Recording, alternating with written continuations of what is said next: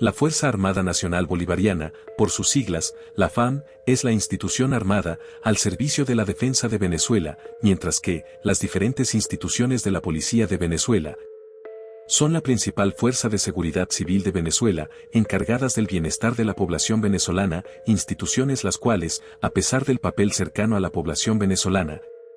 que se ha infundido desde las fundaciones de todas estas instituciones, no están completamente exentas de polémicas, ya que desde tiempos muy atrás, hasta tiempos más recientes, en torno a estas instituciones giran una gran cantidad de sucesos poco conocidos, extraños, y en muchos casos, perturbadores. Desde sucesos que muchos ni siquiera sabían de su existencia, y pueden ser tomados en cierta medida a la ligera, hasta sucesos verdaderamente perturbadores que hielan la sangre solo de oírlos. Por eso hoy en este iceberg les presento muchos de estos sucesos, desde sucesos simples pero poco conocidos, que muchas veces quedan en el olvido, hasta sucesos perturbadores que dejan una huella imborrable en la memoria colectiva y en especial en estas instituciones, por lo que si te interesa conocerlos, ponte cómodo donde sea que estés, si estás comiendo o si escuchas esto mientras haces alguna actividad de fondo, porque esto es el iceberg del Ejército y la Policía de Venezuela.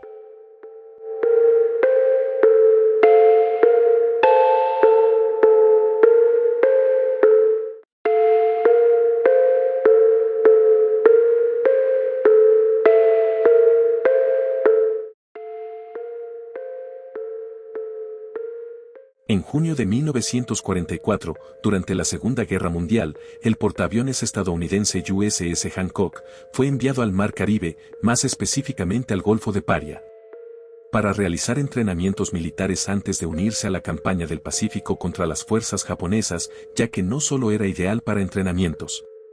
sino por estar cerca de las bases estadounidenses y británicas en Trinidad y Tobago. El caso es que el 30 de junio, mientras volaban, un grupo de bombarderos estadounidenses avistaron una pequeña isla que parecía deshabitada, a lo cual, los pilotos estadounidenses consideraron que sería mucho más realista practicar ahí, que con los blancos de práctica. Por lo que rápidamente se lanzaron en picado en contra de la isla, sin saber que esta isla pertenecía a Venezuela, siendo esta la isla de Patos, la cual, debido a la amenaza de los submarinos alemanes, los cuales incluso ya habían hundido barcos venezolanos, hizo que el ejército de Venezuela instalara una pequeña guarnición militar en la isla, aunque lo que pasó ahí sigue siendo un misterio hasta el día de hoy, ya que hay fuentes que afirmaron que hubo bajas entre los soldados venezolanos por el bombardeo. Y por otro lado también se afirmaba que las ametralladoras antiaéreas de la isla habían derribado a uno de los aviones estadounidenses. Sea como sea, lo único que se sabe es que efectivamente la isla fue bombardeada. Aunque finalmente después de una nota de protesta por parte de Venezuela el suceso no escaló a mayores y simplemente quedó en el olvido.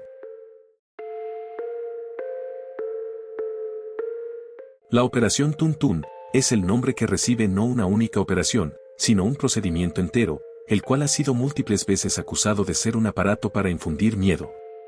La Operación Tuntún consiste cuando las fuerzas de seguridad venezolanas detectan a un individuo haciendo lo que ellos consideren como un acto de violencia, como lo puede ser incitar al odio, realizar amenazas públicas,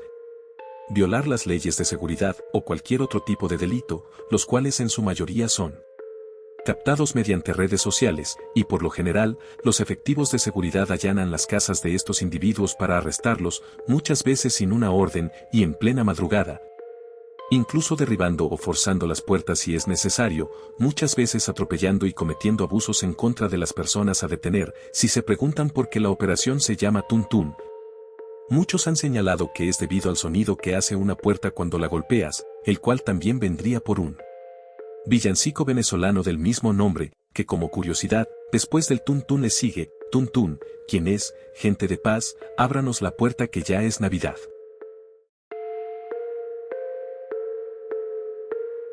El 30 de noviembre del año 1992, solo 3 días después del fallido intento de golpe de Estado del 27 de noviembre de 1992, sobre las costas del Golfo de Venezuela, los radares venezolanos detectaron una misteriosa aeronave, por lo cual 2 aviones de combate F-16 de la Fuerza Aérea de Venezuela fueron enviados a interceptarlo.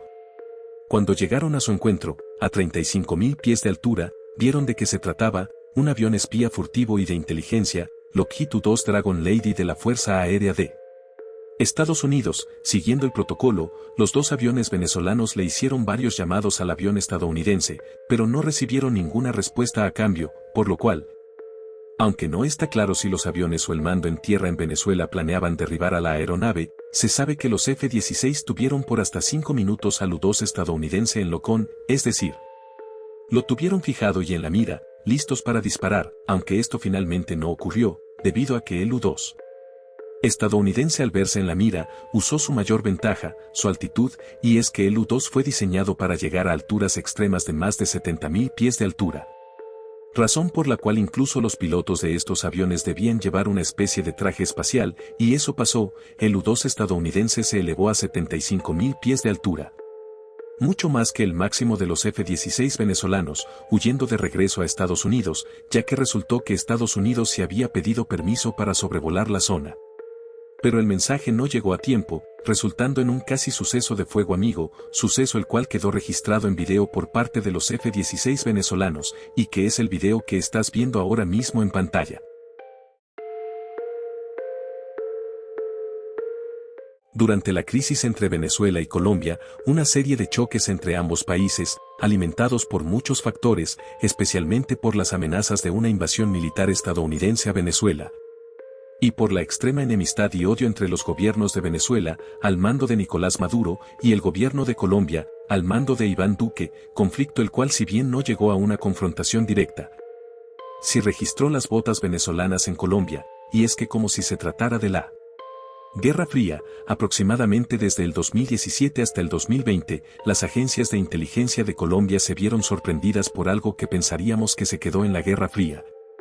o por lo menos que solo las grandes potencias mundiales se pueden permitir a tal nivel, y fue una gran campaña de espionaje por parte de Venezuela contra Colombia, la cual incluyó espías venezolanos dentro de Colombia. Hasta donde pude encontrar, Colombia detuvo hasta a 29 espías venezolanos, principalmente policías efectivos de los servicios de inteligencia de Venezuela, y militares, los cuales se habían infiltrado en Colombia con el fin de recolectar información sensible, entre las cuales estaban información sobre desertores y exiliados venezolanos, así como recolectar información e imágenes de bases militares colombianas e instalaciones de gobierno como alcaldías. Llegando incluso a puntos extremos de delicadeza, cuando uno de los espías venezolanos logró infiltrarse con éxito en el Comando Aéreo de Mantenimiento de las Fuerzas Aeroespaciales de Colombia, todos con diferentes coartadas, desde fingir ser pescadores, usar identificaciones falsas, hasta fingir ser desertores. Pero Colombia no ha sido el único país. Desde hace varios años, e incluso en tiempos más recientes, en otros países de la región como Chile, Argentina, Ecuador, Perú y República Dominicana, se ha informado de la presencia de espías venezolanos. La guerra a muerte fue el periodo más largo de la Guerra de Independencia de Venezuela y el más sangriento, ya que tras la caída de la Primera República de Venezuela, en 1812, varios patriotas venezolanos,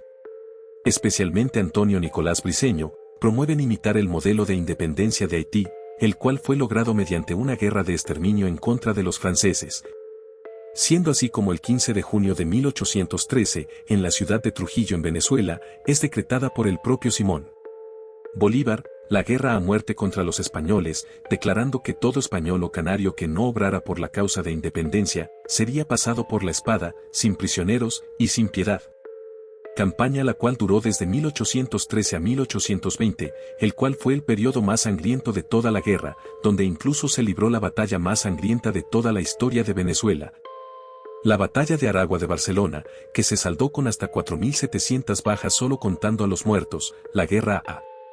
muerte duró hasta el 26 de noviembre de 1820, cuando el general español Pablo Morillo se reunió con Simón Bolívar para firmar un armisticio, el cual puso fin a la guerra a muerte. Como curiosidad, tras los ataques del 3 de enero en Venezuela, militares y policías empezaron a llevar la bandera de la guerra a muerte. El 7 de noviembre del año 2011, mientras formaba parte de unas maniobras militares, el submarino venezolano Sábalo S-31, de la Armada de Venezuela, un submarino diésel eléctrico de la clase tipo 209, a solo 800 metros de distancia y 50 metros de profundidad, el sonar del submarino venezolano detectó a otro submarino desconocido.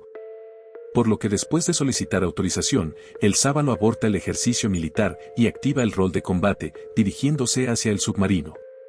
desconocido. Al mismo tiempo que el presidente venezolano, Hugo Chávez, era informado, el sábalo intentó acercarse al submarino desconocido, pero este a una velocidad descomunal, al saber que fue detectado.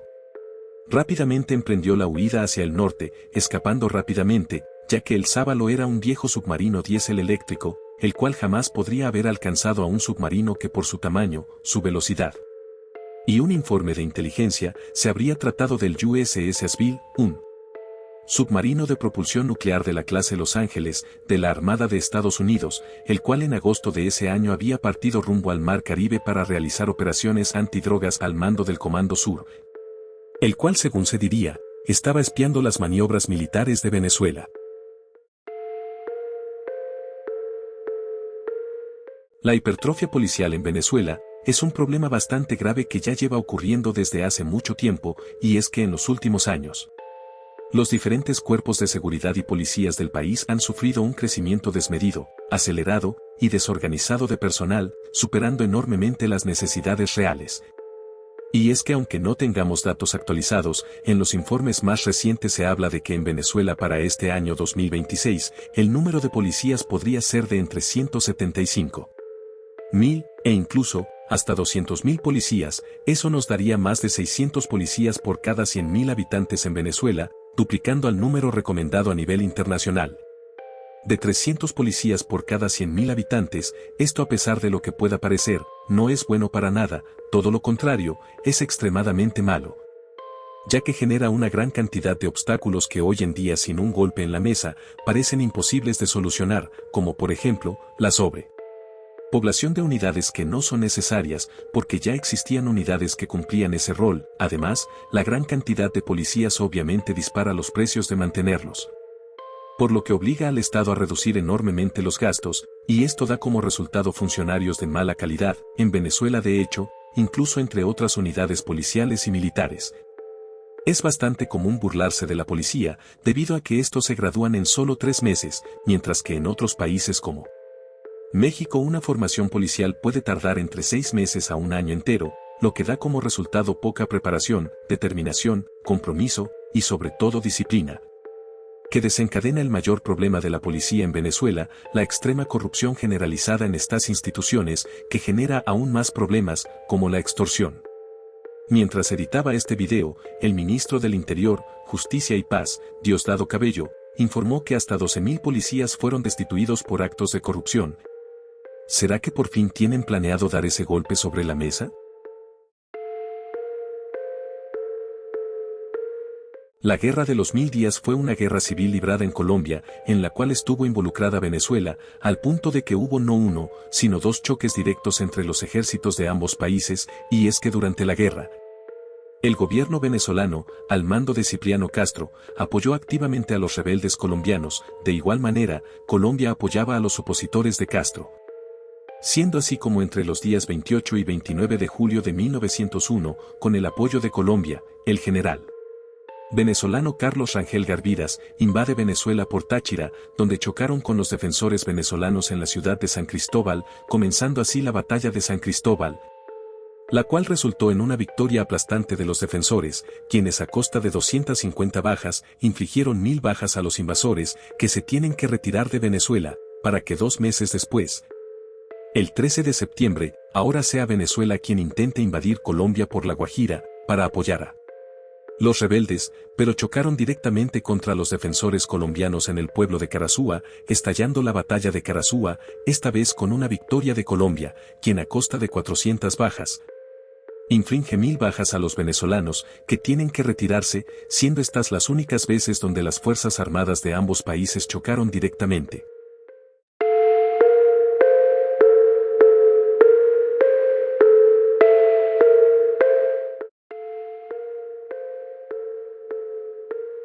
La Cota 905 es una famosa barriada en Caracas, capital de Venezuela, debido a que por muchos años, este sector fue uno de los más peligrosos no solo de Venezuela, sino de toda la región, ya que esta era una zona con muchas bandas criminales, pero no cualquier banda criminal. Aquí operaban algunas de las bandas más peligrosas de Venezuela, las llamadas megabandas. Grandes estructuras criminales que muchas veces incluso eran transnacionales, tenían armamento pesado y contaban con una gran cantidad de miembros, siendo la que controlaba la zona, la conocida como la Banda del Coqui, liderada por Carlos Luis Rebete, alias el Coqui. Esta banda era tan peligrosa que no solo portaban armamento pesado, sino que usaban tácticas paramilitares, tenían fortalezas e incluso operaban drones para vigilar su territorio, a tal punto de que el gobierno venezolano tuvo que negociar con los delincuentes. A cambio de que ningún policía se acercara, ellos no provocarían más violencia, donde a pesar de esta especie de tregua, constantemente había roces entre fuerzas de seguridad y esta banda. Era tanto el control que tenía esta banda que recuerdo que por esos años se decía que quien gobernaba Caracas era el Coqui. Hasta que finalmente, el 7 de julio de 2021, el gobierno venezolano se cansó de ellos, y por fin decidieron ponerse serios, hasta 1000 efectivos de 8 cuerpos de seguridad, incluida la Guardia Nacional Bolivariana, la Policía Nacional Bolivariana, el Cuerpo de Investigaciones Científicas Penales y Criminalísticas, el Servicio Bolivariano de Inteligencia Nacional y la Dirección General de Contrainteligencia Militar se abalanzaron contra la cota, donde los funcionarios tuvieron que abrirse paso poco a poco por la cota, operación la cual, si bien la parte más intensa duró unos días, se extendió con menor intensidad por 29 días, hasta el 4 de agosto. Dejando un saldo de 68 delincuentes abatidos y 34 detenidos, mientras por parte de las fuerzas del orden, 4 policías murieron, así como 2 civiles también murieron, y otros 2 resultaron heridos por el fuego cruzado. No solo el número de bajas era aterrador, sino lo que se mostró. Se incautó un auténtico arsenal de guerra, el cual incluía hasta 24.000 municiones, granadas, 3 lanzacohetes y un fusil antimaterial calibre .50. Sin mencionar las imágenes captadas durante la operación, como si se tratara de una zona de guerra, se hicieron virales los videos de las fuerzas de seguridad, avanzando calle por calle, capturando y destruyendo las fortalezas criminales, e incluso el video de un helicóptero de la policía, el cual tiene que hacer una maniobra evasiva para esquivar el disparo de un lanzacohetes. Aunque la operación fue un éxito, dejó en evidencia el severo declive de la seguridad en el país. El retén de Katia era un famoso centro penitenciario en Caracas, pero no por buenos motivos, sino porque era el perfecto ejemplo de la crisis carcelaria que acechó a Venezuela durante décadas. Cárcel la cual estaba en manos de las bandas criminales, tenía un hacinamiento extremo, y estaba en condiciones de deterioro brutales, pero la bomba que desencadenaría este suceso, también sería la que lo sepultara. Y es que aproximadamente a las 5 de la mañana del 27 de noviembre de 1992, mientras afuera se daba inicio al segundo intento de golpe de Estado de 1992, en el retén de Katia la información del golpe se esparció como la pólvora, lo que desencadenó un motín en la cárcel, el cual todavía no es muy claro, ya que mientras algunos afirman que al saber la noticia, los presos fueron los que iniciaron el motín gritando que el gobierno había caído. Otros afirman que fueron los propios guardias quienes empezaron a abrir las celdas, sea como sea, ante el motín que se estaba desatando, y que algunos presos intentaban escapar. Funcionarios de la Guardia Nacional de Venezuela y la hoy extinta Policía Metropolitana de Caracas empezaron a disparar contra los presos para recuperar el control de la situación. Según cifras oficiales, acabando con la vida de 63 detenidos, así como también se reportaron 52 o 53 heridos y 28 desaparecidos, aunque según cifras extraoficiales, el número total de muertos pudo ser de entre 100 hasta 200 presos muertos en el evento conocido como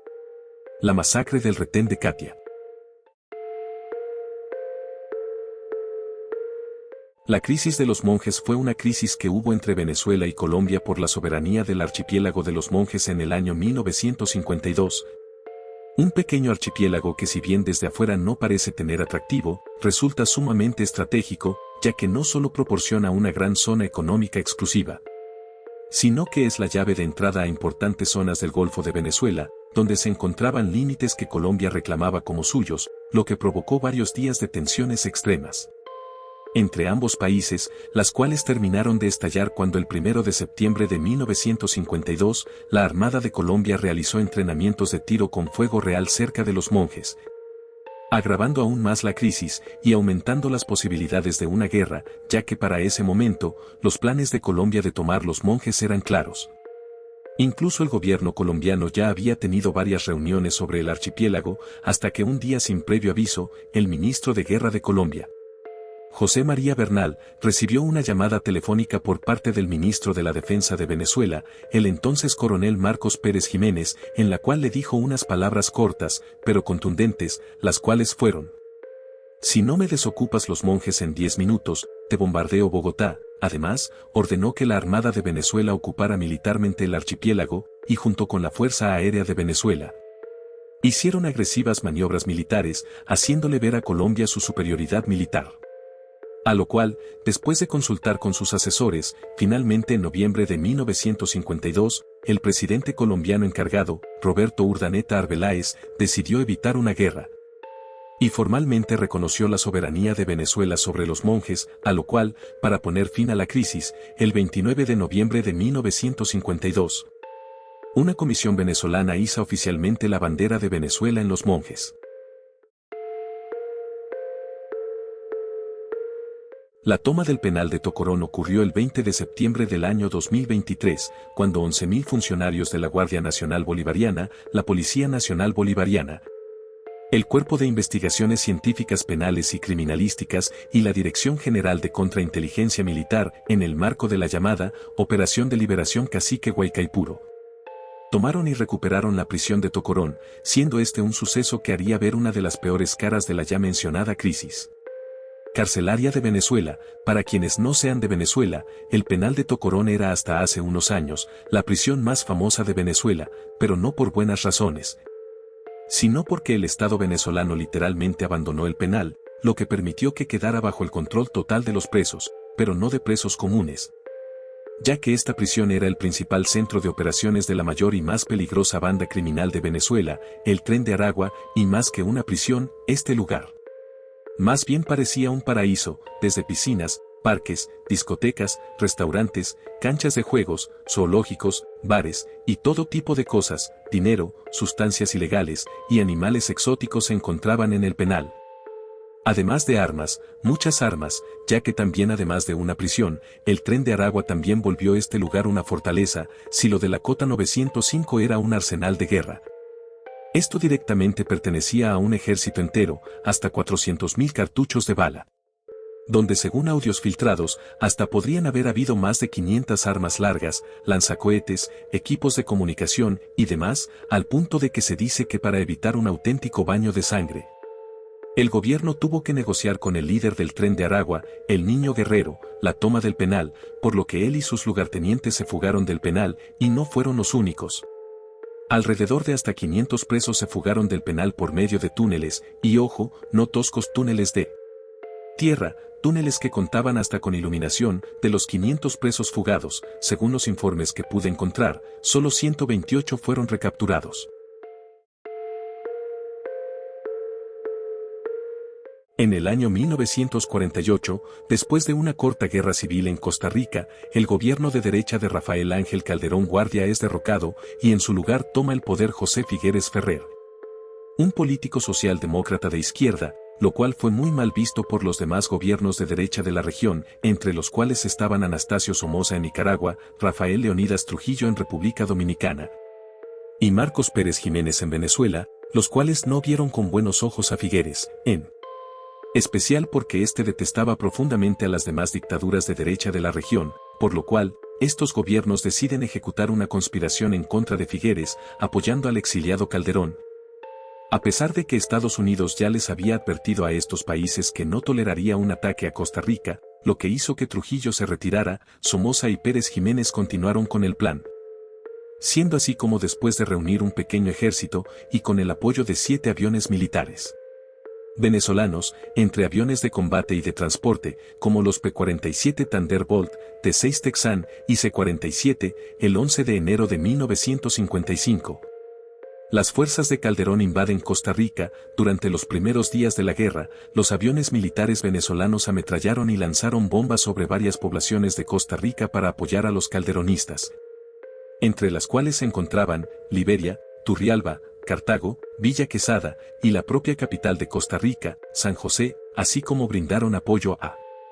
las fuerzas de Calderón, atacando a las fuerzas costarricenses que intentaban avanzar, ataques en los cuales uno de los aviones de transporte C-47 venezolanos fue derribado, muriendo sus 3 tripulantes.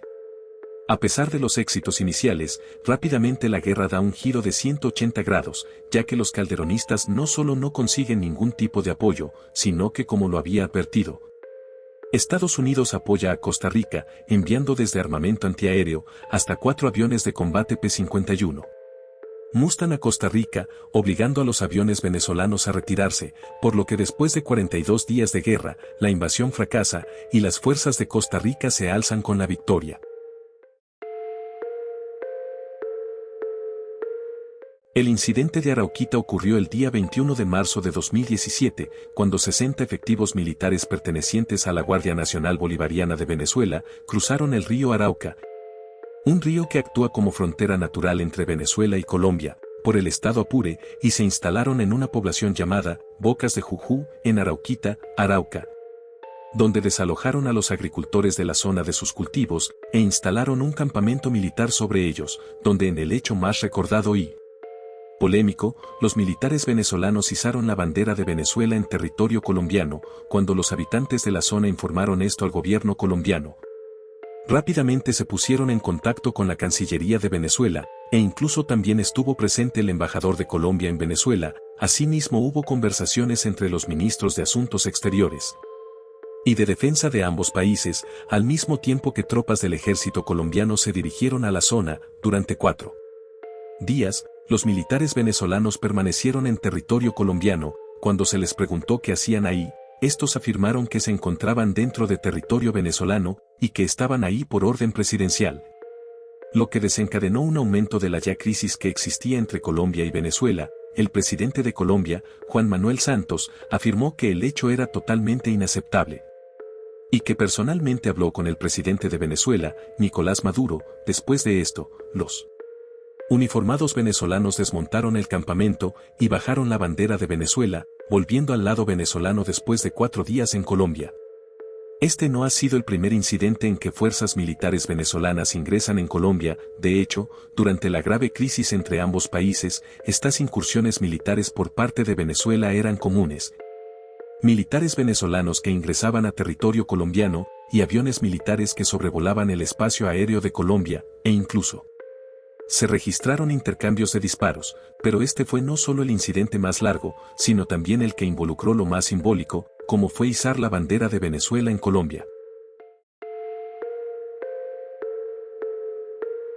El bombardeo al fuerte San Carlos ocurrió en medio del llamado bloqueo naval de Venezuela, cuando desde el 22 de diciembre de 1902 hasta el 13 de febrero de 1903, las armadas del Imperio Alemán, el Imperio Británico y el Reino de Italia impusieron un bloqueo naval a Venezuela,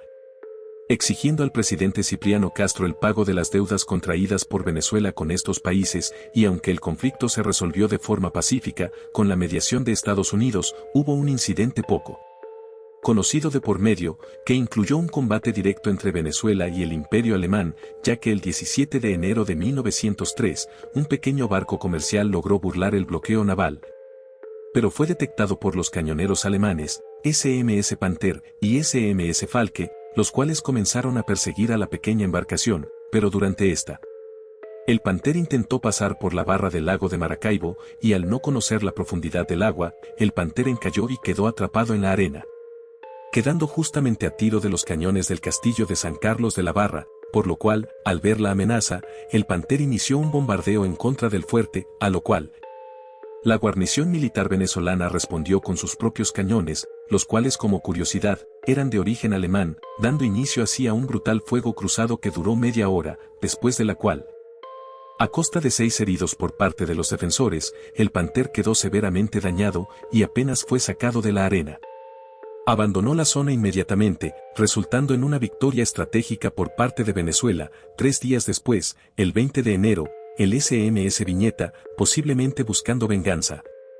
se dirige al fuerte San Carlos y lo bombardea durante 8 horas, donde no causa ninguna baja en el fuerte, pero los disparos alcanzaron al pueblo cercano, matando a entre 25 y 40 civiles.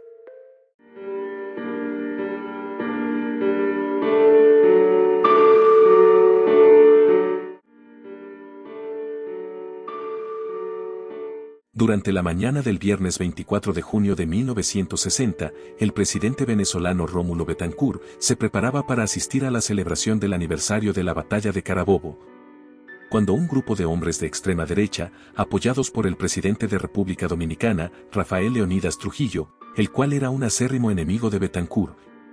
activaron un coche bomba cerca de la caravana presidencial para intentar asesinar a Betancourt, el cual si bien acabó con la vida de 2 personas, el jefe de la Casa Militar Presidencial y un estudiante, Betancourt sobrevivió con quemaduras de primer y segundo grado, y su respuesta no se hizo esperar, aunque esta fue una brutal ofensiva diplomática, que incluso llevó a la ONU a aprobar la resolución 156 que condenaba y sancionaba a República Dominicana. La respuesta militar se quiso llevar a cabo, y es que según relataban, Betancourt estaba tan enojado que deseaba lo más pronto posible lanzar un ataque de represalia contra República Dominicana, por lo que en extremo secreto, la Fuerza Aérea de Venezuela empezó a planear un ataque contra República Dominicana, denominado por el propio Betancourt como la Orden de Operaciones Relámpago,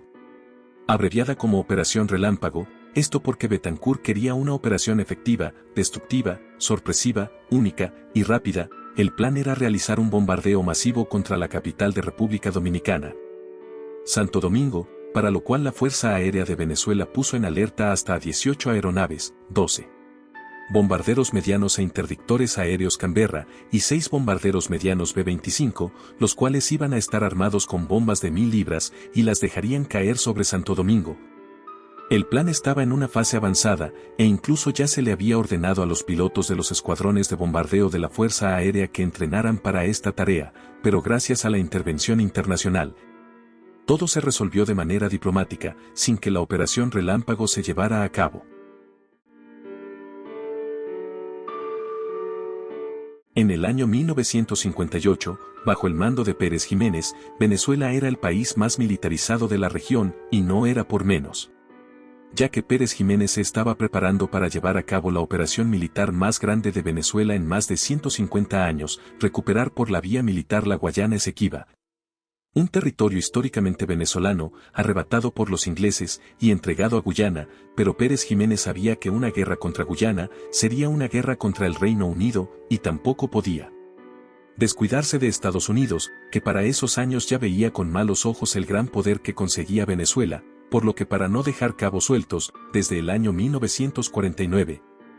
incluso antes de que Pérez Jiménez llegara al poder, el gobierno venezolano inició un masivo rearme militar, buscando una modernización completa y total de las Fuerzas Armadas, tanto por aire, tierra y mar, que posiblemente era el escenario más ambicioso, el cual incluyó la compra de una cantidad importante de buques para esta tarea, los cuales en total iban a ser un portaaviones, un crucero, 3 destructores pesados, la futura clase Nueva Esparta, 6 destructores livianos, la futura clase Almirante Clemente, 4 submarinos,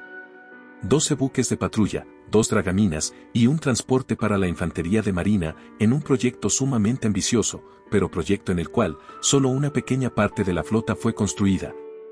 que fueron los 9 destructores y el transporte de la infantería de marina, ya que por distintos problemas fueron cancelados, entre ellos el portaaviones, que solo se construyó en un 47%, y sus restos fueron vendidos a Malasia en 1952, para solo unos pocos años después. El 23 de enero de 1958, Pérez Jiménez fue derrocado en un golpe de Estado.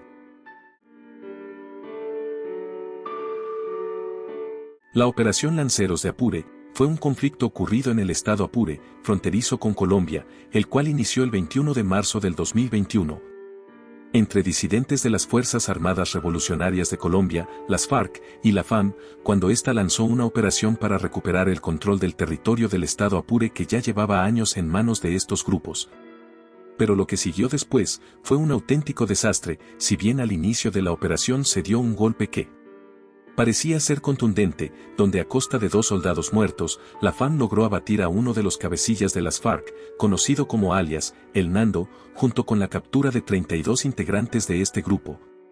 La destrucción de 6 campamentos y la incautación de mucho material, esta fue la primera y última gran victoria de la FAM, ya que lo que siguió fue una respuesta brutal de las FARC y una humillación total. Y es que la doctrina militar de Venezuela es completamente defensiva, por lo que los Soldados no sabían cómo realizar correctamente las operaciones de combate contra este tipo de grupos, sumado a que los soldados venezolanos no contaban con ningún tipo de experiencia en combate, a diferencia de las FARC, endurecidas por años de guerra contra las Fuerzas Armadas de Colombia y que tenían pleno conocimiento del terreno, y sobre todo, que la FAM subestimó enormemente a las FARC. Primero se enviaron a los Caribes, unidades de infantería ligera que en el pasado fueron tropas contra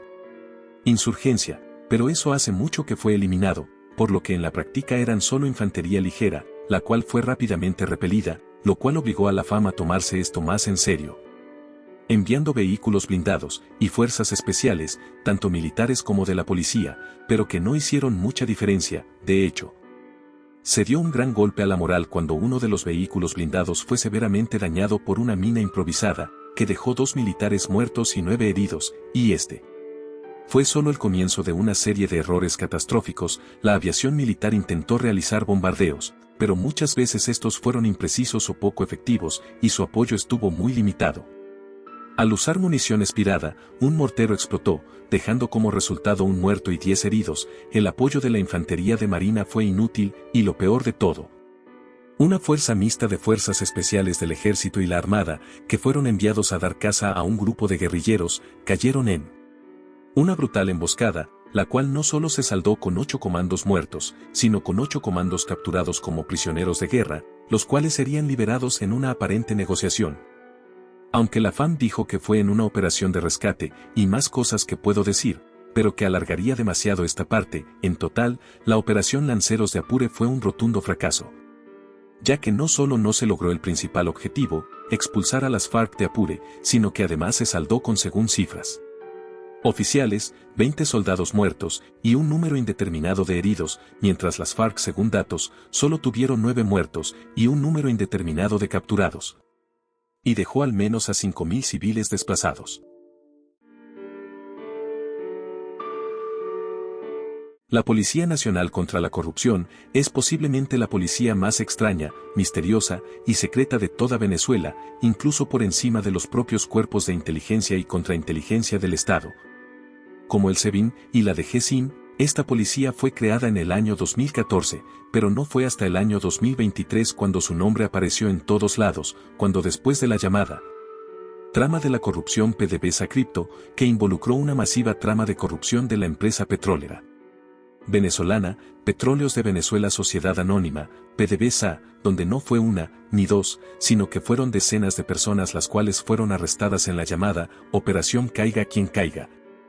Pero no fueron los únicos. En todo el país varias personas fueron arrestadas en una masiva redada en contra de la corrupción, todas las cuales tenían algo en común: estar al mando de esta misteriosa policía, cuyos integrantes siempre iban vestidos de negro y amarillo, con el rostro cubierto, y después de eso, simplemente desapareció sin dejar rastro, solo apareciendo ocasionalmente en contra de golpes contundentes, como lo pudo ser el arresto del exministro de Petróleo, Tarek El Aissami. Pero además de estas pequeñas apariciones, después de completar su misión, sus integrantes simplemente desaparecen sin dejar rastro. Nadie sabe dónde están, cuántos son, quiénes son, ni mucho menos cuándo aparecerán, ya que todo lo relacionado con esta unidad es extremadamente clasificado, y su estructura está específicamente diseñada para evitar el más mínimo tipo de filtración, y esto es porque esta policía no está encargada ni al Ministerio de Relaciones Interiores, Justicia y Paz, ni siquiera a la Vicepresidencia. Esta policía no solo tiene plena autonomía operativa, administrativa y financiera, sino que solo responden única y exclusivamente al presidente de Venezuela, el cual además será el único que podrá decidir quiénes pertenecen a esta institución, ya que cuando los aspirantes son seleccionados, solo el presidente puede aprobar si entrarán o no a esta unidad, razón por la cual esta unidad ha sido llamada más de una vez como los purgadores, ya que para actuar tienen que recibir la orden directa del presidente de Venezuela para actuar en contra de una persona o grupo de personas acusadas del delito de la corrupción. Es tanto su secretismo y estructura que muchos incluso han afirmado que legalmente esta unidad no existe.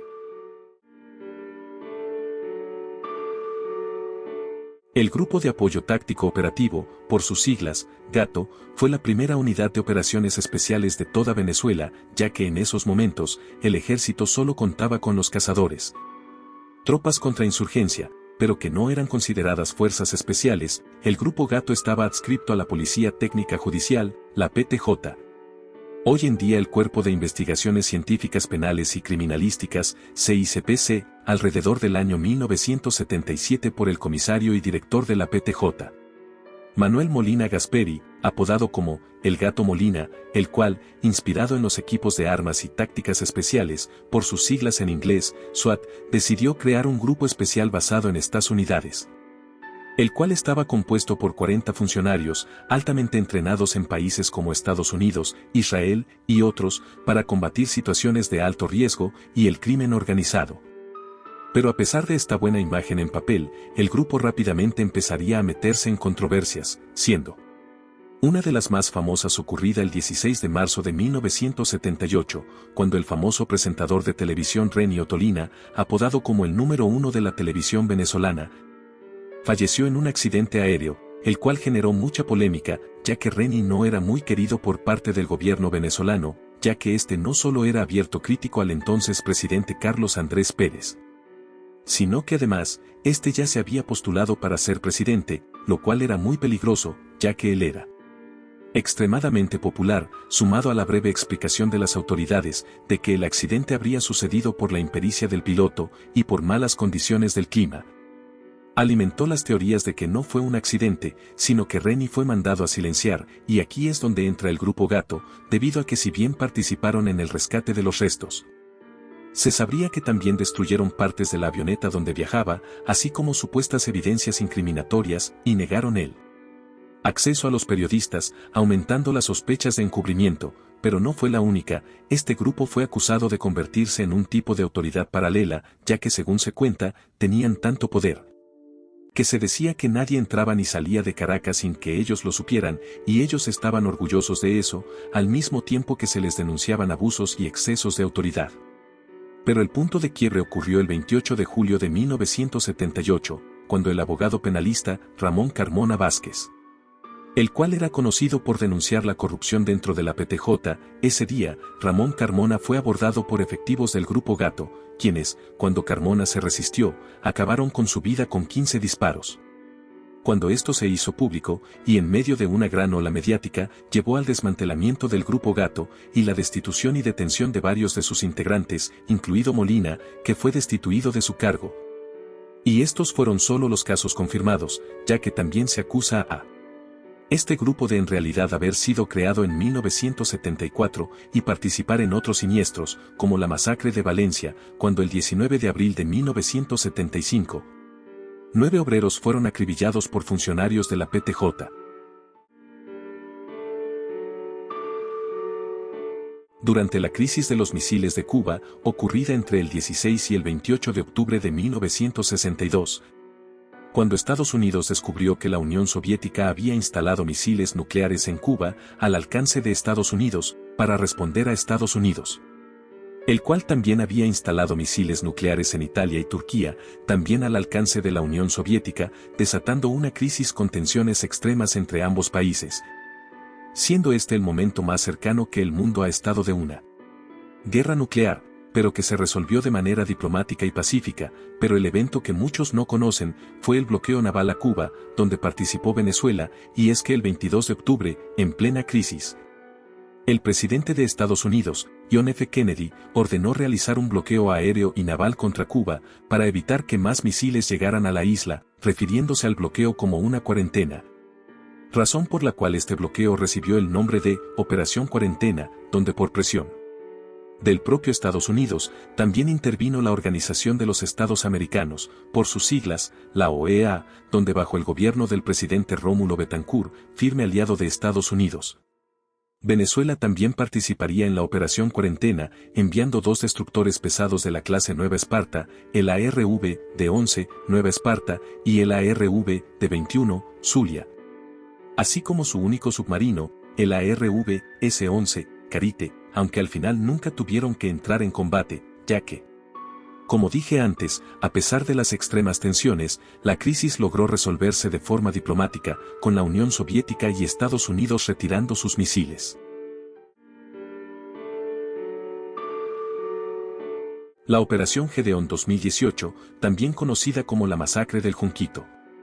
ocurrió cuando las fuerzas de seguridad venezolanas dieron de baja al que había sido el rebelde más famoso de Venezuela en los últimos años, Óscar Pérez, un policía venezolano, miembro de la unidad de élite del CICPC, la Brigada de Acciones Especiales, BAE, una de las mejores fuerzas especiales de toda Venezuela, el cual en un video publicado en el 2017, se levantó en armas en contra del gobierno de Nicolás Maduro, donde publicó un video junto con algunos compañeros, anunciando su rebeldía. Durante casi un año, Óscar Pérez fue el objetivo número uno del gobierno venezolano, no solo por ser el disidente activo más famoso, sino también el más peligroso, participando en eventos como el ataque al Tribunal Supremo de Justicia, así como otros sucesos, como un asalto a un comando de la Guardia Nacional Bolivariana,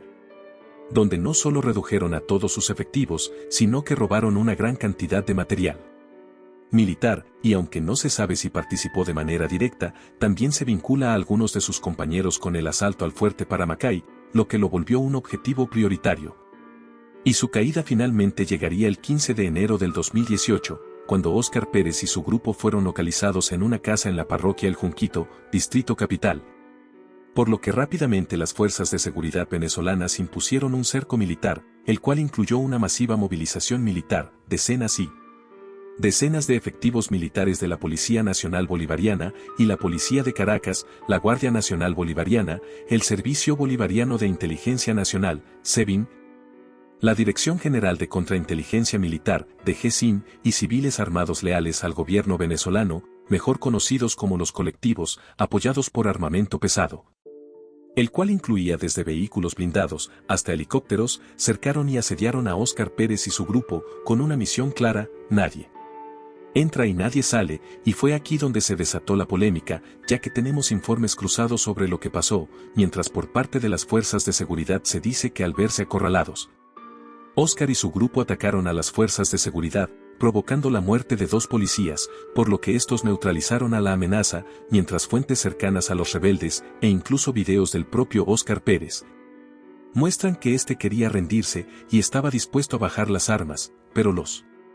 uniformados no querían dialogar, querían su cabeza, sea como sea. Lo que sí se sabe es que se desató un brutal enfrentamiento, donde en uno de los videos más famosos se ve a un grupo de efectivos venezolanos usando un lanzacohetes para atacar la casa donde se refugiaban Pérez y su grupo, enfrentamiento en el cual no se sabría el desenlace hasta el día siguiente, donde se confirmó que 7 rebeldes, incluido Óscar Pérez, habían sido abatidos, mientras que por parte de las fuerzas de seguridad, se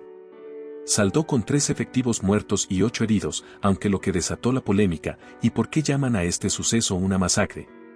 es porque según un audio filtrado entre supuestos integrantes de la policía que participaron en la operación, Óscar Pérez había sido capturado con vida.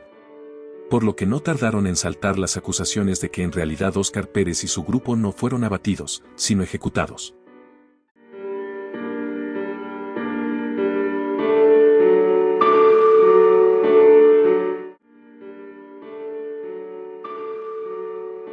La masacre del Amparo ocurrió el 29 de octubre de 1989, en el Amparo, estado Apure, cuando efectivos militares y de la policía, pertenecientes al hoy extinto Comando Específico José Antonio Páez, por sus siglas, CEJAP, unidad especialmente creada para combatir a los grupos guerrilleros en la frontera con Colombia, en coordinación con la también extinta Dirección General Sectorial de los Servicios de Inteligencia y Prevención, la DICIP, hoy el SEBIN, en el marco de la llamada Operación Anguila 3, se vieron envueltos en un enfrentamiento contra un presunto grupo de guerrilleros colombianos, los cuales fueron ubicados intentando infiltrarse al lado venezolano. Enfrentamiento en el cual las fuerzas de seguridad venezolanas abatieron a 14 de 16 guerrilleros, afirmando que los policías y militares actuaron en defensa de la soberanía del país. No obstante, poco a poco esta versión empezaría a colapsar, y es que empezaron a aparecer inconsistencias en el caso, y es que los cuerpos de los 14 guerrilleros abatidos fueron identificados como simples y humildes pescadores de la localidad, y hablando de los cuerpos, estos tenían ropa civil y no de guerrilleros. Y en un suceso que daría un giro de 180 grados al caso, en el enfrentamiento, como dije, de los 16 presuntos guerrilleros, solo 14 fueron abatidos, debido a que 2 lograron sobrevivir lanzándose al río Arauca y escapando por poco, contando que en realidad los militares le tendieron una trampa al grupo de pescadores del que ellos eran parte, acribillándolos cuando estos salieron a pescar, rematando a los que sobrevivieron, afirmando que no se trataba de un enfrentamiento real, sino de un falso positivo por parte de las autoridades. Lo que siguió fue un tira y afloja entre tribunales militares, ya que por lo general, eran los propios tribunales militares los que dictaban sentencia en estos casos, donde en primera instancia declararon inocentes a los efectivos y guerrilleros a los sobrevivientes, solo para poco. Después, esto será anulado por otro tribunal militar, provocando un tira y afloja que hasta el día de hoy no ha dado una respuesta clara en cuanto a los acusados. El tribunal dictó una sentencia más que considerada inaceptable con respecto al caso, ya que consideró inocentes a los efectivos de la unidad, argumentando que velaron por la soberanía y seguridad de la nación, reconociendo a los 14 pescadores como guerrilleros, pero condenando el uso excesivo de la fuerza. La alianza de Venezuela con las guerrillas colombianas, tanto con las Fuerzas Armadas Revolucionarias de Colombia, las FARC, y el Ejército de Liberación Nacional, ELN, ha sido bastante compleja. Y en muchos casos inestable, esta alianza no es reciente, ya que se remonta a los tiempos del fallecido expresidente Hugo Chávez, quien no solo permitió el uso del territorio venezolano en la frontera con Colombia como refugio para estos grupos, sino incluso, varias veces se ha acusado a Venezuela de suministrar recursos como armas a estos grupos irregulares, debido a la extrema enemistad entre los gobiernos de Venezuela y Colombia durante todos esos años, desde Chávez y Uribe, hasta con Nicolás Maduro e Iván Duque. Por lo que siguiendo la famosa frase, el enemigo de mi enemigo es mi amigo, y bajo otras circunstancias, como la presencia militar estadounidense en 7 bases militares en Colombia, hizo que Venezuela proporcionara asilo y apoyo a estos grupos armados, a cambio de su colaboración con el Estado venezolano, pero como dije, esta siempre fue una alianza irregular, con cambios dependiendo siempre de la situación, con la llegada del presidente Juan Manuel Santos a Colombia. No solo las relaciones entre ambos países mejoraron, sino que además, Venezuela fue uno de los 5 países que garantizaron las negociaciones de paz que terminaron con la desmovilización de las FARC como estructura completa y centralizada, aunque varias facciones se negarían a aceptar el alto al fuego, naciendo así lo que conocemos a día de hoy como las disidencias de las FARC, pero a pesar de todo, incluso de roces armados que se saldaron con muertos por parte de ambos bandos, Venezuela siempre mantuvo una postura cercana tanto con las FARC, más específicamente según acusaciones con la facción denominada la Segunda Marquetalia, así como con el ELN, el cual incluso ayudó al ejército venezolano en su renovada ofensiva contra disidentes enemigos del Frente número 10 de las FARC en el Estado Apure en el 2022, que a diferencia de la Operación Lanceros de Apure, esta vez fue un rotundo éxito y logró la expulsión de este frente de Venezuela, aunque más recientemente, si bien por ahora parece no haberse roto por completo, se empieza a presentar fisuras, y es que tras la captura de Nicolás Maduro el 3 de enero del 2026 y bajo el gobierno de Delcy Rodríguez, Pedro Sánchez, ministro de la Defensa de Colombia, en una entrevista confirmó que han recibido informes de inteligencia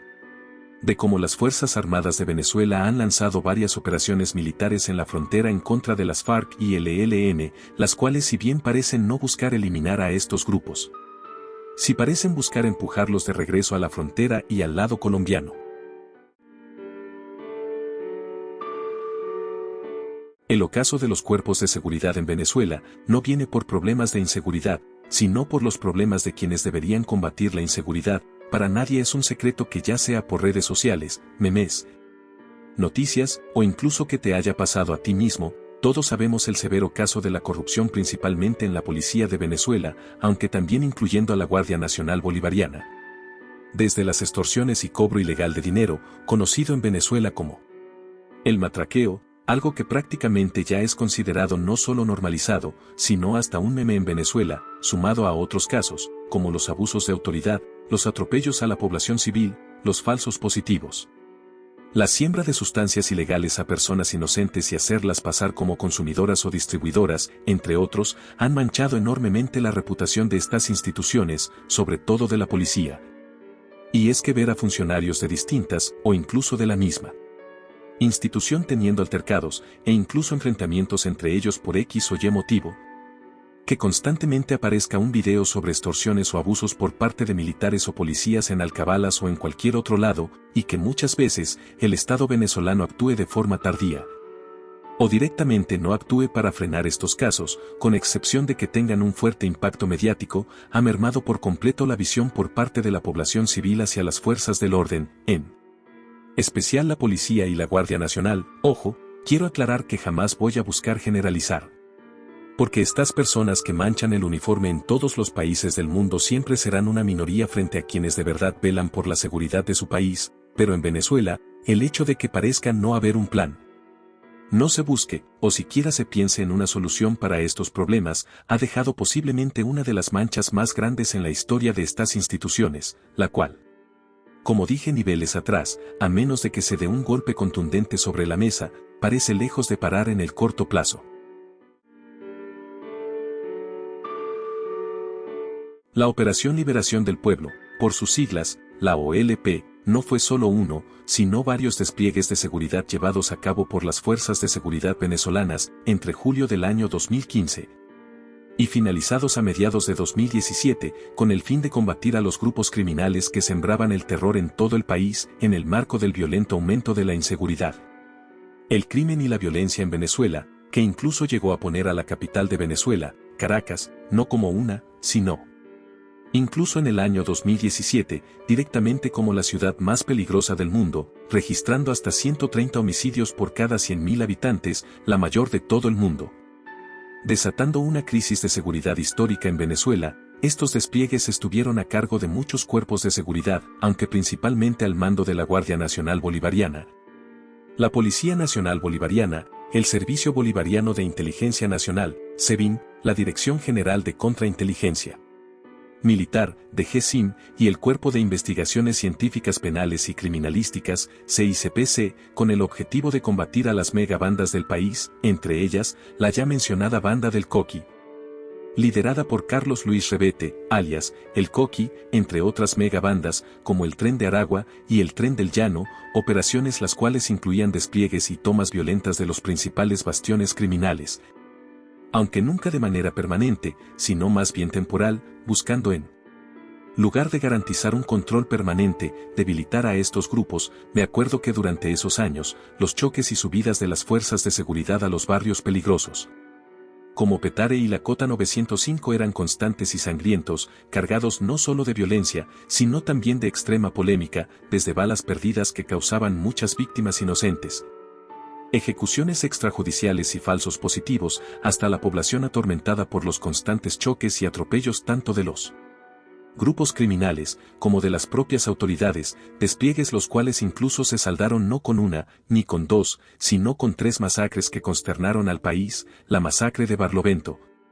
ocurrida el 15 de octubre de 2016, donde murieron 12 personas, la masacre de Cariaco, ocurrida el 11 de noviembre de 2016, donde murieron 9 personas.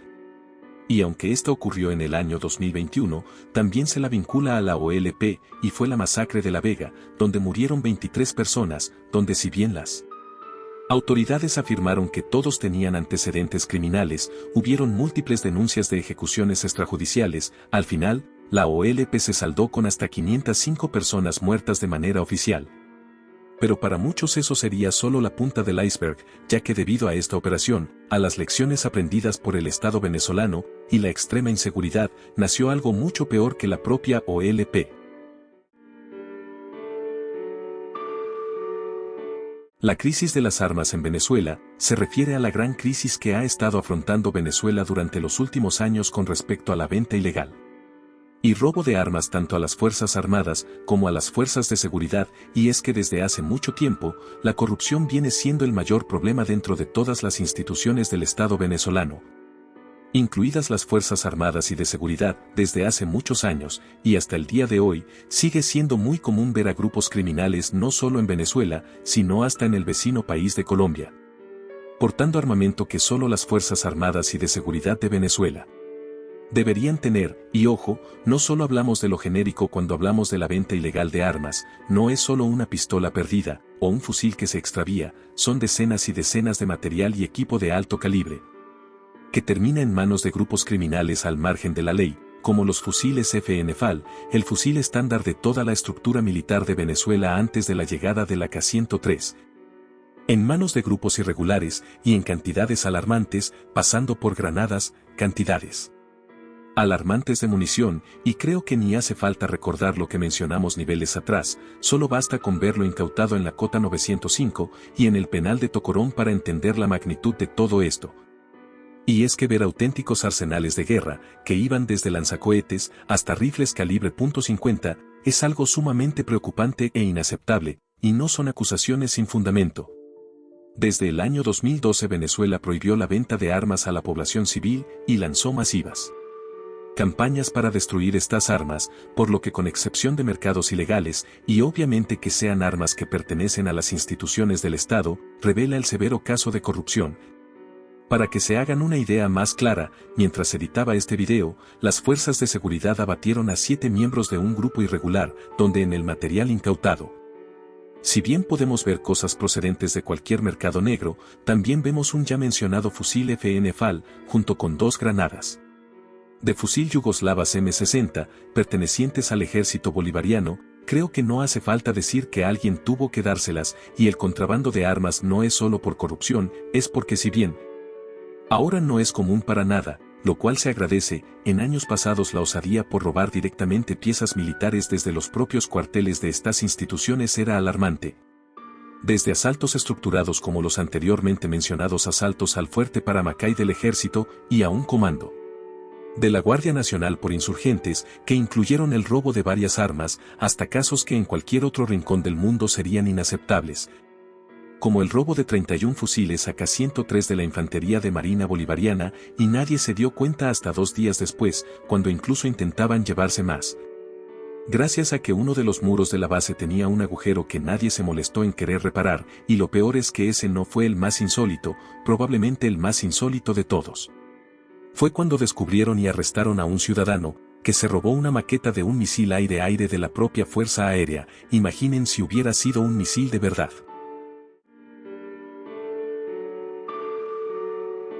La masacre de Turén ocurrió el 29 de septiembre de 1952 en el municipio Turén, estado portuguesa,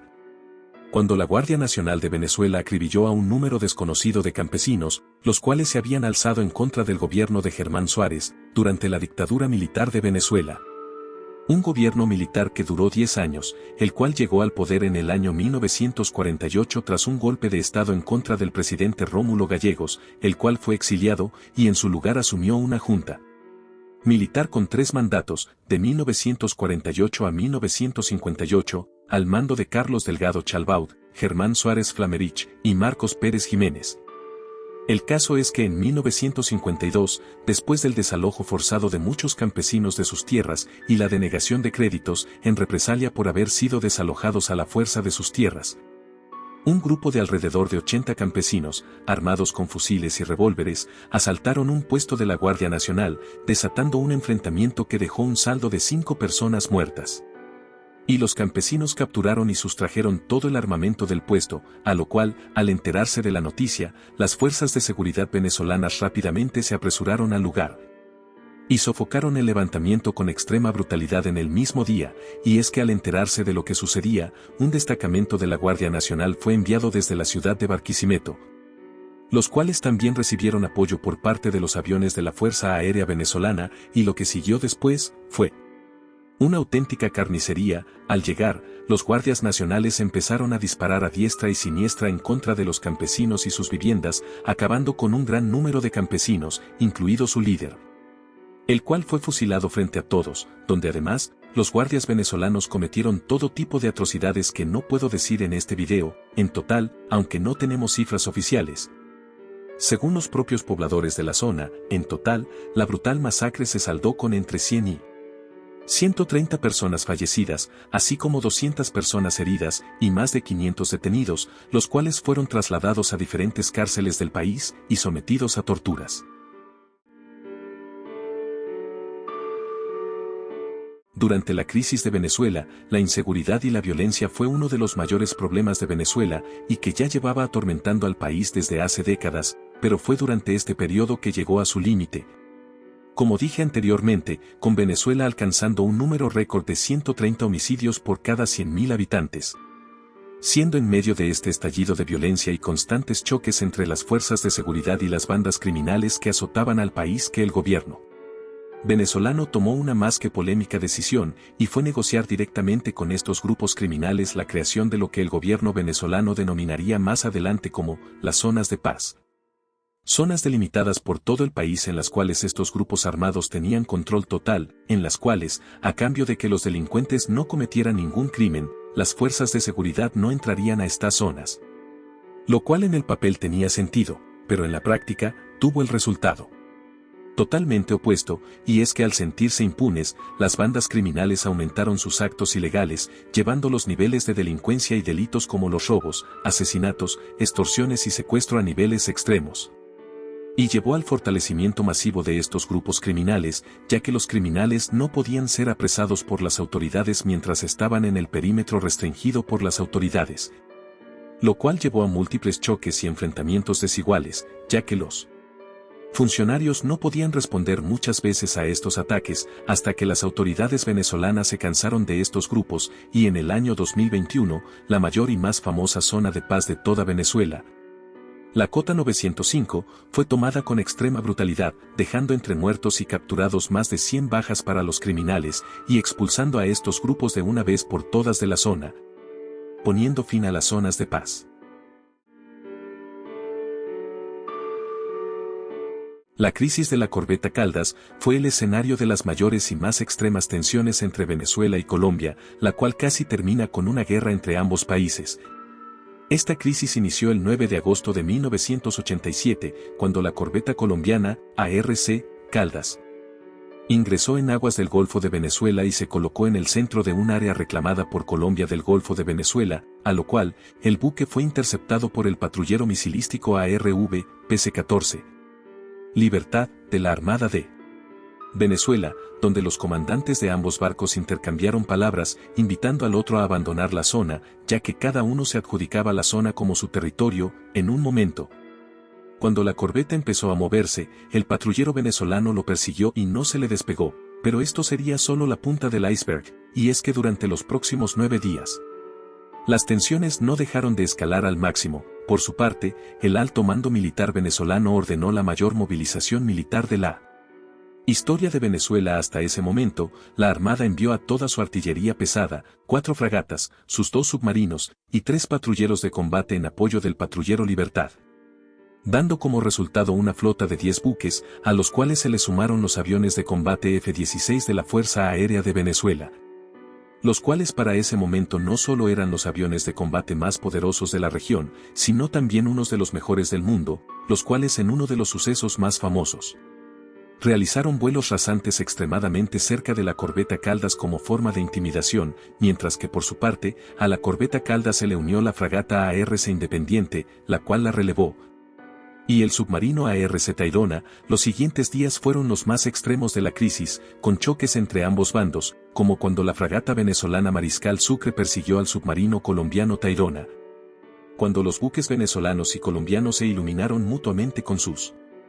radares de tiro, listos para disparar, o cuando los F-16 venezolanos detectaron a un grupo de aviones de combate Mirage 5 de la Fuerza Aérea de Colombia y procedieron a perseguirlos por la frontera.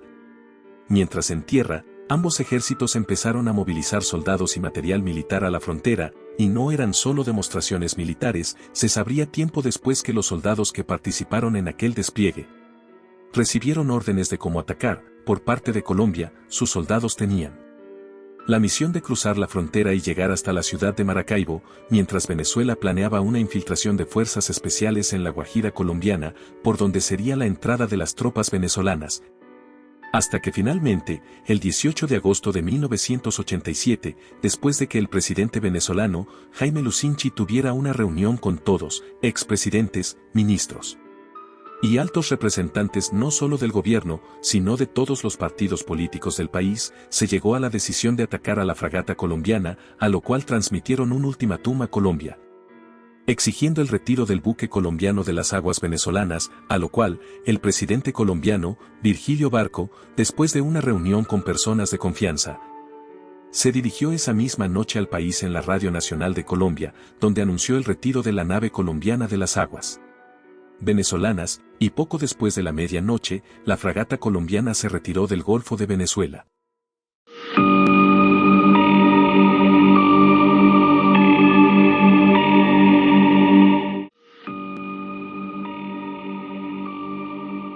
El Helicoide es posiblemente uno de los edificios más conocidos y a su vez más temidos de toda Venezuela. Diseñado originalmente como un moderno centro comercial durante el gobierno del general Marcos Pérez Jiménez en el año 1955, el cual se destacaba enormemente por su particular forma helicoidal. Aunque después del derrocamiento de Pérez Jiménez, el proyecto quedó inconcluso, y aunque hubo proyectos para retomar la construcción del centro comercial, solo se avanzó en pequeños pasos, y muchos de los objetivos planeados nunca fueron completados, hasta que en el año 1984, cuando el edificio fue ocupado por el Estado. Poco a poco se fueron instalando diferentes cuerpos de seguridad en el edificio, siendo el más importante, y el que lo convertiría en una de sus principales sedes, fue la Dirección General Sectorial de los Servicios de Inteligencia y Prevención, la DICIP, y cuando esta institución pasó a ser el Servicio Bolivariano de Inteligencia Nacional, SEBIN, además de seguir sirviendo como una de las principales sedes de los organismos de seguridad de Caracas, el Helicoide se convirtió en el edificio más temido de toda Venezuela, ya que dentro de su estructura, este edificio también es usado como una cárcel, principalmente destinada a presos políticos, en las cuales se vivían todo tipo de grotescas y horribles torturas, así como violaciones a los derechos humanos, siendo calificado como uno de los centros de tortura más grandes de todo el continente, donde los detenidos en este lugar, sin exageración, pasaban por un auténtico infierno. Tan grotesco era lo que se vivía ahí que tampoco puedo hablar de eso en este video. Y aunque parecía haber llegado a su fin después de la captura de Nicolás Maduro el 3 de enero del 2026, momento donde varios presos en el Helicoide fueron liberados. Y según anunció la presidenta encargada, Delcy Rodríguez, habría ordenado el cierre del edificio y su transformación en un centro deportivo y cultural para las fuerzas de seguridad, aunque esto solo ha sido a medias, ya que si bien ya no ocupa tantos titulares y visualización por parte de las autoridades, como sede de los cuerpos de seguridad, e incluso todavía como cárcel, hasta fecha de este video, el Helicoide sigue funcionando con total normalidad, y lo más sombrío es que se dice que el Helicoide nunca dejó de ser un centro de tortura, solo que ahora opera más en las sombras y de manera más discreta, junto con otros centros de tortura denunciados por todo el país, como el famoso Fuerte Guaycaipuro, que es lo mismo que el Helicoide, solo que este está destinado a militares disidentes. El Plan Ávila es el nombre de un famoso, temido y aterrador plan de contingencia militar de las Fuerzas Armadas de Venezuela, diseñado para restaurar el orden en el país en momentos de un desorden civil masivo. El plan fue activado por primera vez el 27 de febrero de 1989, cuando Venezuela se encontraba sumida en una profunda crisis debido a la caída de los precios del petróleo y a la fuerte oposición a las medidas económicas anunciadas por el presidente Carlos Andrés Pérez, medidas apodadas como el Gran Viraje, lo que terminó provocando una severa crisis en el país debido a la escasez de alimentos y la subida de los precios de la gasolina y el transporte público, así como un aumento de la deuda venezolana, el aumento de la inflación y una gran devaluación de la moneda venezolana, lo que desencadenó una serie de masivos y violentos disturbios y saqueos en Venezuela, en un masivo estallido social, el cual inició en la ciudad de Guarenas y de ahí se expandió hasta Caracas y otras ciudades en todo el país, en un evento conocido como el Caracazo, donde la policía venezolana intentó poner orden, pero fue rápidamente sobrepasada, por lo que el gobierno venezolano, totalmente desbordado por las protestas, ordenó la activación del que sería denominado como el Plan Ávila, en el cual anunció un toque de queda, militarizó las principales ciudades del país,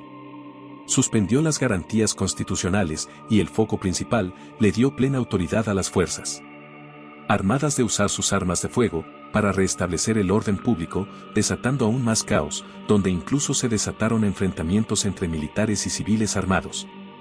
los cuales finalmente fueron sofocados por las Fuerzas Armadas el 8 de marzo de 1989, durando 9 días, y dejando según informes oficiales, 276 personas muertas. Aunque informes extraoficiales indican que en total, el número de muertos pudo ser de en realidad, más de 3.000 personas muertas, respaldado por la aparición de fosas comunes, y dejando un sinfín de preguntas y teorías al respecto, las cuales incluso hablan de la participación cubana. Debido a que Fidel Castro estuvo presente en la toma de posesión de Carlos Andrés Pérez, y si prestaste atención, debiste escuchar que al inicio dije, es, y no fue, porque sí, a diferencia de lo que muchos creen. El Plan Ávila no se quedó solo en el Caracazo. En el año 2002, durante las protestas en su contra, el presidente Hugo Chávez intentó activar el Plan Ávila, pero le fue denegado por los propios militares. En el año 2017, durante las protestas de ese año, el gobierno del presidente Nicolás Maduro implementó una versión del Plan Ávila, denominado el Plan Zamora, el cual incluyó la movilización masiva y total de los cuerpos de seguridad para restablecer el orden público, y autorizó medidas como juzgar a civiles en tribunales militares. Y no fue ajeno al uso de armas, aunque no estuvo cerca del nivel del Caracazo, si se sabe del uso de francotiradores por parte de la Guardia Nacional Bolivariana y los ataques de los civiles armados leales al gobierno, llamados como los colectivos, contra grupos opositores, y no acaba aquí, según informes filtrados. Venezuela tendría otro Plan Ávila en caso de que surja otro estallido social de semejante magnitud, denominado como el Plan Delta Carlos. La masacre de Perijá fue uno de los eventos más desconocidos, pero a su vez, más perturbadores de toda la historia militar de Venezuela. En el año 1985, Venezuela se encontraba en plena lucha contra las drogas y los grupos guerrilleros colombianos, en colaboración con Estados Unidos, más específicamente con la DEA. Por lo que se decide crear una pequeña unidad que fue denominada Grupo de Acciones Especiales, GAE, a cargo de la Guardia Nacional, que también contó con el apoyo de la Dirección General Sectorial de los Servicios de Inteligencia y Prevención, la DICIP, para combatir el narcotráfico en la frontera, así como destruir sus siembras, campamentos y laboratorios en territorio venezolano. El cual al principio funcionó, y sus operaciones arrojaron éxitos tempraneros, pero todo estaba por dar un giro devastador, y es que incluso antes del siniestro, ya el grupo presentaba un serio problema. Y eran los suministros, y es que, a pesar de contar con el apoyo logístico por parte de Estados Unidos, los efectivos del GAE siempre tenían carencias de suministros, equipamiento, armamento, e incluso hasta uniformes, pero sus efectivos siempre cumplían las misiones que se les asignaban, como dije antes, arrojando éxitos bastante considerables y tempraneros, hasta aquel fatídico día, y es que en el año 1987, esta unidad fue enviada a la Sierra de Perijá, con la misión de destruir las cosechas de sustancias ilegales y estructuras del narcotráfico en la zona, misión la cual al principio tuvo un éxito bastante contundente, logrando la destrucción de varias estructuras del narcotráfico y sus cosechas ilegales, pero que ninguno de los presentes ahí podría haber imaginado que acabaría en tragedia. Y es que originalmente, la misión solo tenía suministros para 10 días, pero la cual se extendió por más del doble, durante 25 días. Los 24 guardias nacionales del grupo fueron abandonados en la Sierra de Perijá, sin suministros, con apenas equipo, sin relevos, sin ayuda, con más de la mitad de los efectivos con problemas de salud y ante la atenta mirada de los grupos irregulares colombianos, donde, después de estar 23 días abandonados, por fin se apareció un helicóptero con uno de sus superiores, que les informó que pronto les llegaría un relevo en 3 días, el cual nunca llegó, ya que 2 días después, el 11 de junio de 1987, los 23 guardias que quedaban en la zona, debido a que uno fue sacado en helicóptero por tener a su madre grave de salud, fueron brutalmente sorprendidos y emboscados por guerrilleros del Ejército de Liberación Nacional, ELN, donde a pesar de intentar resistir, 8 guardias nacionales perdieron la vida. Mientras que los restantes 16 lograron sobrevivir porque huyeron cuesta abajo de la sierra, no en una retirada coordinada, sino en un sálvese quien pueda, pero eso no fue lo más perturbador. Ya que según contaría el guardia que fue evacuado un día antes de la masacre, este le preguntó a su superior cuándo iban a bajar sus compañeros. A lo cual, después de insultarlo, llamándolo guerrillero por su barba, le dijo unas palabras que hielan la sangre solo con oírlas, como si supiera lo que iba a pasar. Le dijo, ellos no bajarán nunca, y por si fuera poco. Después de esa masacre, no solo no se hizo ningún tipo de justicia o despliegue, todo lo contrario, se ordenó que ningún otro guardia nacional se acercara a la zona. Las casas de la DGCIM es el nombre que recibe una misteriosa, secreta y perturbadora red de edificaciones, las cuales por fuera se hacen pasar por edificios, casas, apartamentos y construcciones civiles que verías en cualquier lado, pero que en su interior albergan centros de detención, interrogación y tortura, pertenecientes a la Dirección General de Contrainteligencia Militar, DGCIM, las cuales operan totalmente a las sombras y de manera clandestina, no siendo reconocida por la propia institución, y lógicamente, debido a que principalmente estas casas están destinadas a cualquier enemigo del gobierno venezolano, estas casas ayudan a camuflar y ocultar las violentas represalias que ejecutaba el gobierno venezolano en contra de sus disidentes, donde los detenidos eran aprehendidos y arrestados, y posteriormente no llevados a sedes policiales, militares, de justicia o prisiones, sino a diversas edificaciones, las cuales por fuera tenían una apariencia totalmente normal, pero que en su interior albergaban centros de tortura en contra de disidentes. En total, hasta ahora, los organismos de derechos humanos en Venezuela denunciaron la existencia de hasta 17 casas de la DGCIM, las cuales, en un dato perturbador, muchas veces a diferencia de lo que se pensaría, no están aisladas de la civilización, todo lo contrario, muchas de estas están directamente en plenos centros urbanos. Sobre todo en Caracas, en zonas residenciales y civiles, donde los detenidos son mantenidos ahí durante horas, o incluso días, lo cual si bien en el principio era una práctica aislada, se acentuó de manera oficial en el año 2018, durante los traslados. No solo los detenidos eran llevados con los ojos tapados para evitar que reconocieran a dónde iban, sino que los efectivos de la DGCIM siempre se presentaban con un apodo, y no eran solo ellos, se sabe que incluso varias de las más famosas casas de la DGCIM tienen sus propios apodos, como por ejemplo, la Casa de los Sueños, La Cueva, y la Casa de Granco, nombre del comandante de la Dirección de Asuntos Especiales de la DGCIM. Incluso en un momento se confirmó que la DGCIM empezó a usar varias de estas casas como semisedes oficiales, incluso poniéndole su logo y símbolos, y con respecto a las cosas que se hacían ahí adentro, tanto como represalias como para obtener información, también fueron tan atroces que no puedo hablar de ellas en este video, aunque después de la captura de Nicolás Maduro el 3 de enero de 2026, el destino de las casas de la DGCIM sigue siendo un misterio.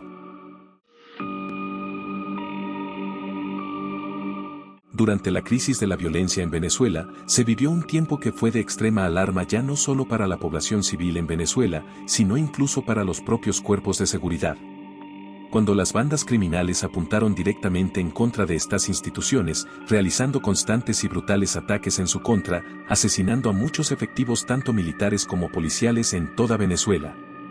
Y no hablo de solo uno o dos, lo cual ya es terrible, sino de una verdadera carnicería que llegó a sobrepasar a estas instituciones. Unos ejemplos pueden ser los ataques contra la policía en la ciudad de Puerto La Cruz, en octubre del año 2012, que en solo un fin de semana se saldó con 3 policías muertos, en diciembre del año 2015, cuando 3 policías murieron y otros 2 quedaron heridos en un ataque, en diciembre del 2013, cuando 4 efectivos de la Guardia Nacional Bolivariana fueron asesinados en un ataque, y el más grave posiblemente, en abril del año 2015, en solo una semana, fueron asesinados 8 policías en Venezuela, y ojo, no hablo de en enfrentamientos, sino en ataques directos contra estas instituciones y sus efectivos, y es que en esos años, para los criminales envalentonados por la crisis que vivía el país, acabar con la vida de un funcionario se volvió tan aterradoramente constante que hasta parecía una prueba de valor o un rito de iniciación. Y eso que los casos que mencioné fueron hace tiempo, durante la grave crisis de Venezuela, a pesar de que esta se haya controlado, estos siniestros siguen ocurriendo, con mucha menos frecuencia, pero siguen ocurriendo ataques de los grupos criminales en contra de estas instituciones. El más reciente ocurrido en diciembre del 2025, cuando 2 efectivos militares del ejército y 2 policías fueron asesinados, y si bien como dije, en la actualidad si bien Venezuela logró controlar su crisis de la inseguridad, en esos años fue no solo algo impactante, sino directamente aterrador y en cierta medida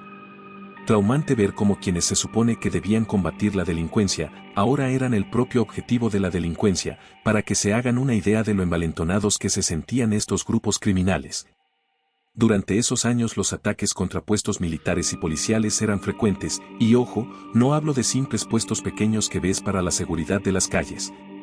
Hablo de ataques a incluso las mayores fortalezas de las autoridades venezolanas, como lo fue un ataque contra el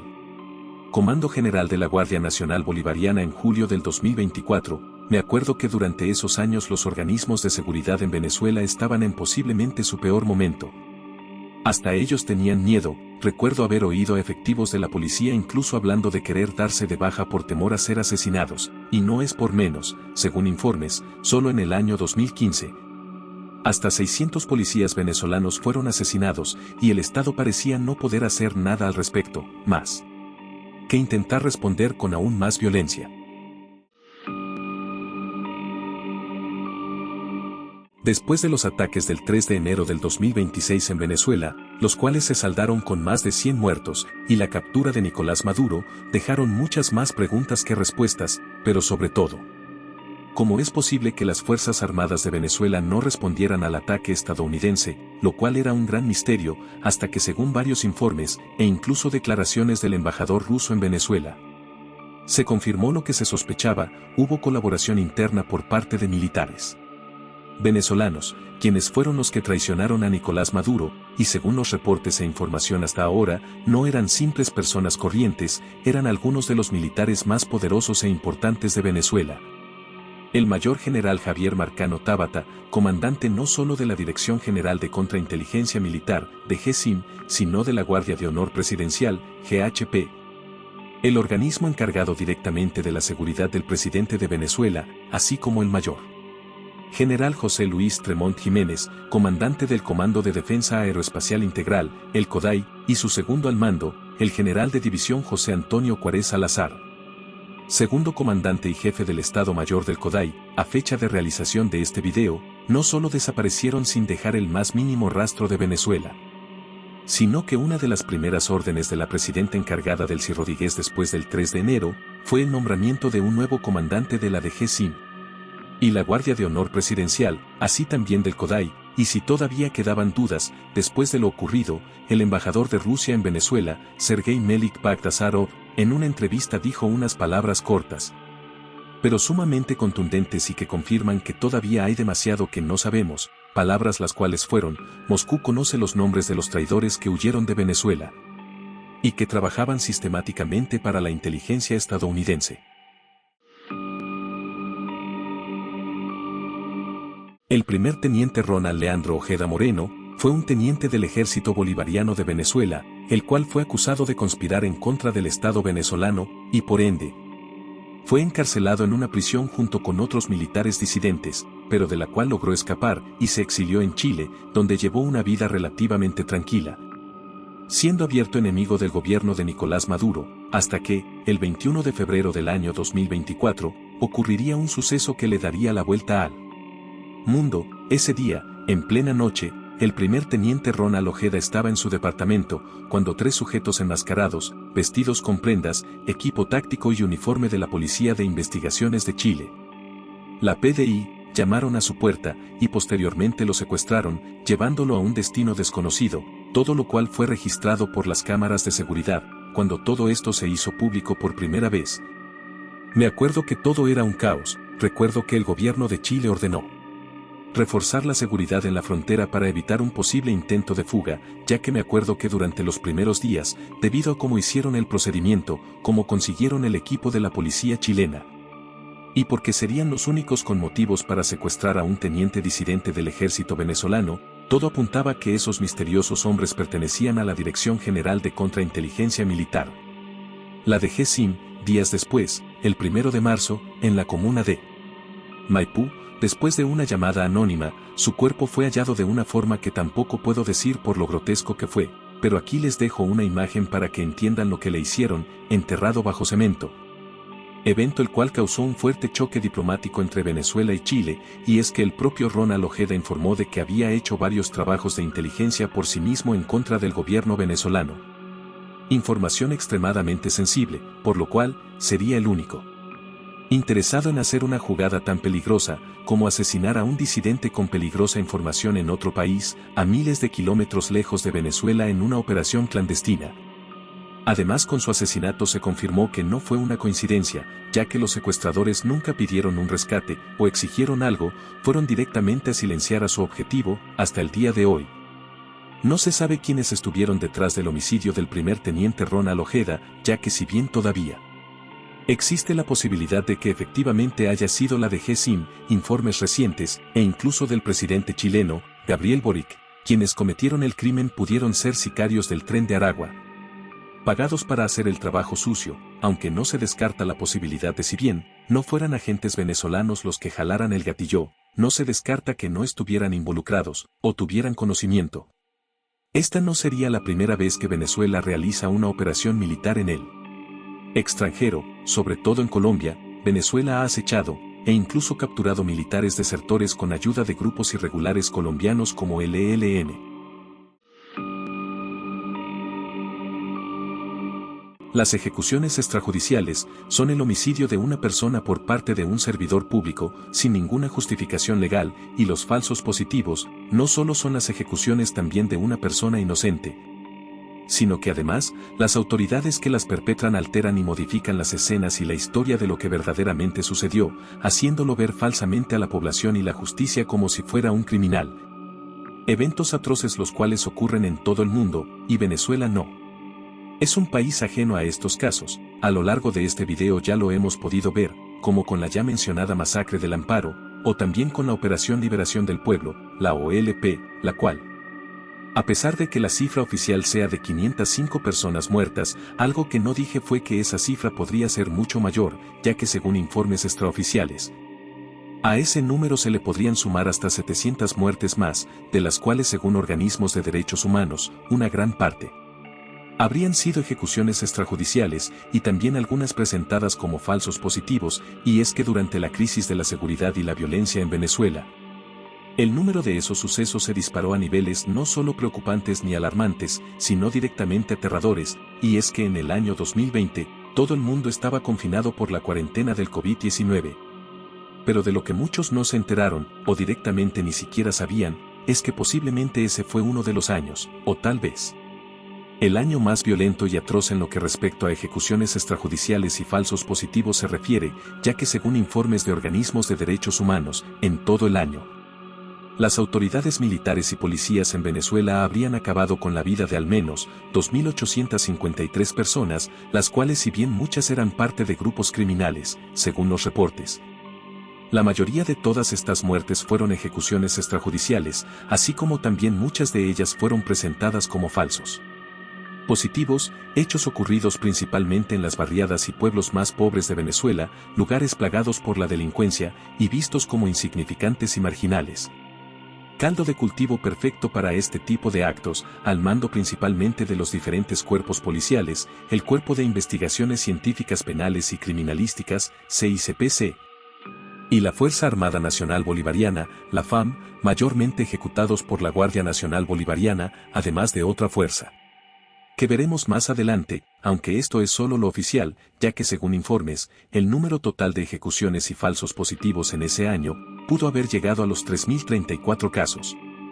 Y es que si bien como dije, este es un problema que acecha no solo a Venezuela, sino a todo el mundo, y el cual no es un problema reciente, ya que ocurre desde hace décadas, con la llegada de la crisis en Venezuela.